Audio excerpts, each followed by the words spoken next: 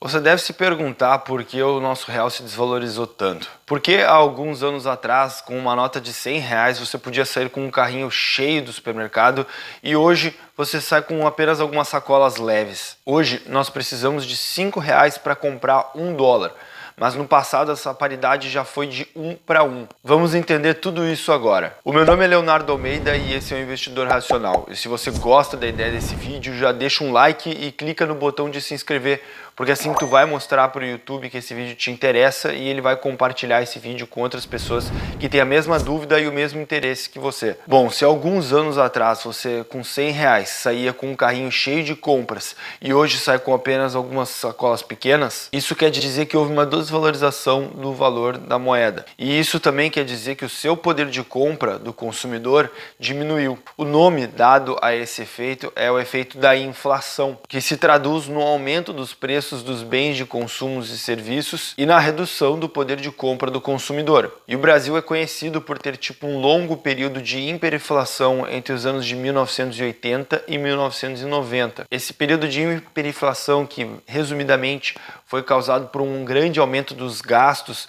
por parte do governo da época, com projetos que acabaram criando um grande endividamento do Brasil no exterior, aumentando essa dívida externa e que, juntamente das crises do petróleo na época, acabaram fazendo com que o real se desvalorizasse frente ao dólar e aumentasse o valor dessa dívida do país. Pois essas crises do petróleo afetaram o Brasil de forma com que o país não conseguia mais exportar tanto. E ao exportar menos, havia menos dólares entrando para dentro do país e o país estava importando mais, ou seja, estava tendo mais dinheiro saindo do país do que entrando. Pela lei da oferta e da demanda, quanto mais moeda estrangeira se tem dentro do país, mais desvalorizada essa moeda fica. E quanto menos moeda estrangeira está rodando dentro do Brasil, mais cara essa moeda fica frente ao real. Então o que essas crises fizeram foi reduzir a exportação do país e como um produto que é exportado é trocado por dólares lá fora, acabou tendo-se menos dólares circulando dentro do país,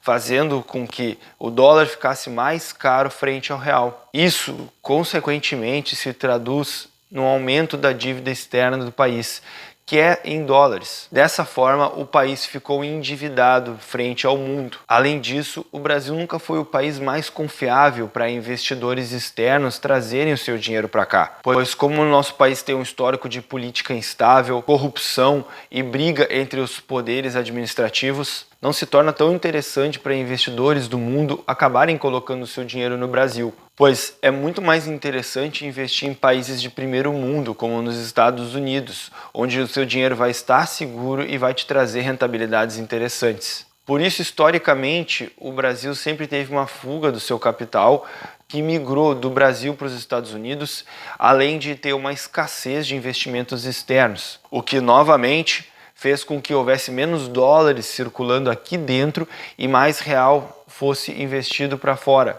E isso também contribui com o fator que eu acabei de explicar de que quanto menos dólares há circulando dentro do país, mais valioso o dólar fica frente ao real. Todos esses fatores que contribuíram para a desvalorização do real foram a base desse aumento de preços que nós vemos há muitos anos aqui dentro do país. Além disso, essa paridade entre o real e o dólar é muito importante, porque se você não sabe, muitos dos alimentos e produtos que nós consumimos no nosso dia a dia têm insumos dolarizados, ou seja, as peças do notebook que você pretendia comprar, as peças do carro que são exportadas, até itens básicos como o próprio pão, pois o trigo ele é exportado de fora e negociado em dólares. Então, a grande parte dos produtos que nós consumimos tem alguma coisa relacionada ao dólar. E com o dólar ficando mais alto frente ao real, fica mais caro para trazer esses produtos de fora e vendê-los aqui dentro.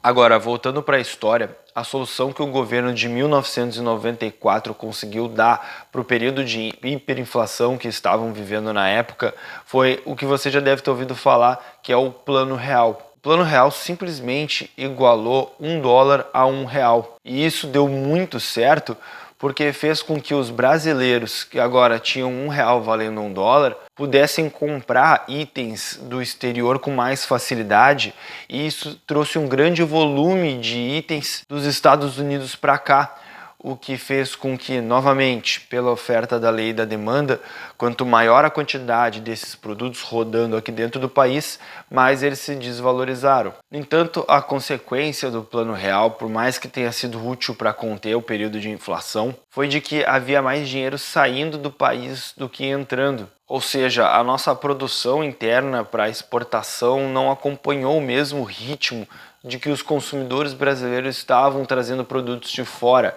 As promessas dos governos mais recentes, como o do governo Lula, foram de estar buscando o superávit primário, ou seja, uma arrecadação maior do que os gastos dentro do país, fazendo com que o saldo do governo ficasse positivo. No entanto, o mesmo governo acabou aumentando os seus gastos. E como eles estavam gastando muito, eles precisaram aumentar ainda mais a arrecadação para conseguir chegar no superávit. Para conseguir aumentar as arrecadações, os governos emitiram títulos públicos, como o do Tesouro que nós conhecemos, com altas rentabilidades para que fosse atraente para as pessoas investirem no governo. No entanto, esses títulos acabaram somente criando mais uma dívida para o governo, pois eles deveriam, ao final do prazo, rentabilizar essas pessoas que acabaram pagando pela dívida interna. Assim, as ações populistas de curto prazo desses governos que acabaram botando dinheiro na economia com projetos e doando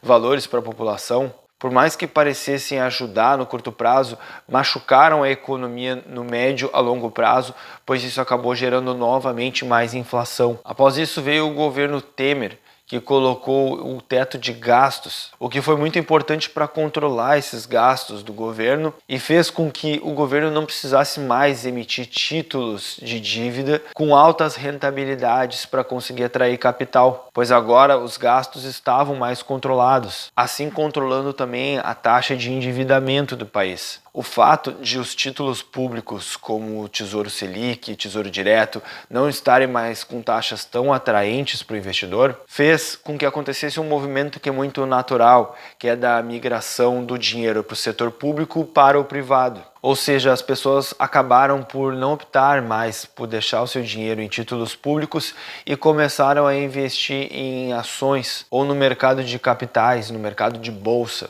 o que é muito interessante e muito saudável para o país, pois isso acaba estimulando a nossa produção interna, pois com esses valores agora as empresas podem contratar mais, expandir e aumentar a sua produção, o que acaba gerando mais riqueza para dentro do país e também diminui o desemprego. Ainda assim, desde 1994, a nossa inflação acumulada foi de mais de 600%. E R$1 naquela época é o equivalente a 15 centavos de real hoje. Assim, percebe-se que o problema da inflação no Brasil é um problema crônico e que não é relacionado a um evento único ou uma crise única em si, mas sim a um panorama geral de má gestão do Brasil por conta de políticos corruptos e que preferem tomar medidas de curto prazo, injetando dinheiro na economia e aumentando gastos, ao invés de pensar em medidas de longo prazo que serão mais sustentáveis e saudáveis para a economia do país. Porque eu não sei se você concorda comigo, mas não faz muito sentido o governo injetar dinheiro na economia, dando dinheiro aos pobres, por exemplo, se ali na frente os alimentos,